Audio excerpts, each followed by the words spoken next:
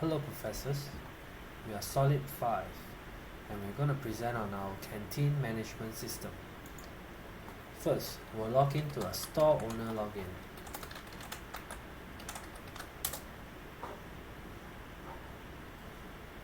After logging in, we'll be at the store owner's main page. And there's 3 items that we can go into. And they are business, manual and report. First, we're going to the menu tab. In the menu tab, we're able to see all the preset items that we already set. And there's 3 tabs that we can use, which is new, edit and delete. So, new, it will be a tab to create new items on the store owner's menu. So let's say cheese fries at $3 and it's recommended. So now the new item is already on the menu. We can edit it as well, edit it to special, adding a description such as very cheesy.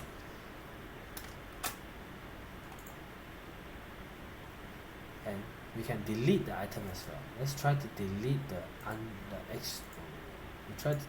extra chicken chop that's already there. Okay, so now let's go back to now we'll move on to the business tab. In the business tab there's 2 screens. The one on the left is on the customer side and the one on the right is on the store owner side. So actually in the store owner side, all the items are in a preset frame. So even if the store owner's computer doesn't have high resolution, they are still able to see all the items.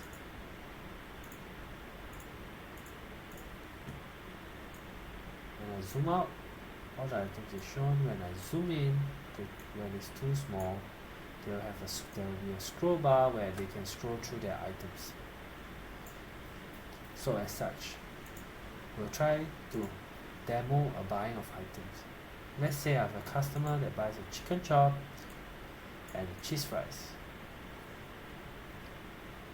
So on the customer screen, which is on the left, it will show the price, the total price, the ordered items, and the description that it has. On the store owner side, he'll be able to see the current orders of the customer. So let's say the customer would like to change from chicken chop to a steak. The store owner just have to double click on the chicken chop and it will be removed and click onto the steak, or he could enter the item code of the steak, which is 5, and press enter. Then it will be the current order. So now to purchase the item, you have to press on confirm order and scan his card. So now let's try with a card that has no balance. If the card has no balance, it will show insufficient balance on the store owner side. So the store owner just have to press OK to acknowledge it, and insufficient balance will be displayed on the customer side. So now let's say he brought a friend along and the friend can pay for him using his card. So now we confirm order with a card that has money. After confirming the order, the balance will be shown on the customer screen so that he know how much balance he has left on his card. And on the store owner side, the current order list is brought to the recent order list for the store owner's future reference. So now let's go back and generate the report for sales. First, click on generate and you can select the date. So let's say now I'm gonna do a 2 months report from end of November, from October 1st to end of November. So since it's a 2-month report, you're able to see October sales and November sales. And then we move on to items. In the items,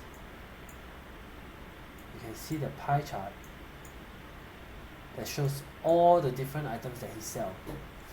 So in the pie chart, you could see which items are the best seller in his store, as well as he can right click and you can save it to a picture file. Now let's move on to the admin. So admin, we look at admin with the password. In the admin side, there's 4 tabs. The canteen to top up the refund and report. First, we'll move into the canteen. Inside the canteen tab, you're able to see all the different canteens and all the different stores in it. So for example, in canteen 1, as seen just now, you could double click onto any of the user and have their details. In case of emergency, they could call up the owner or email any things required.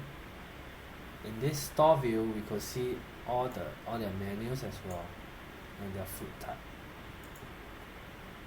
So other than viewing, we could edit. So let's say Bota Jones has been sold to another store such as Ali, and he's selling Indonesian food.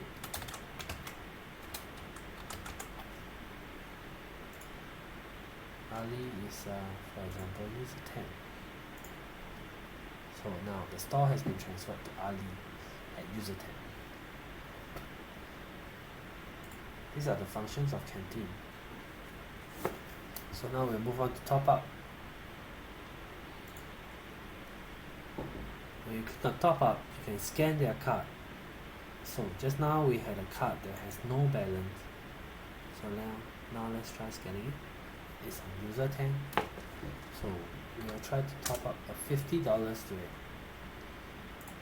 So we click on top up, there's a confirmation because money is involved. So are you sure to top up $50? Then you click on yes, and you'll succeed, and there will be $50 balance in his card.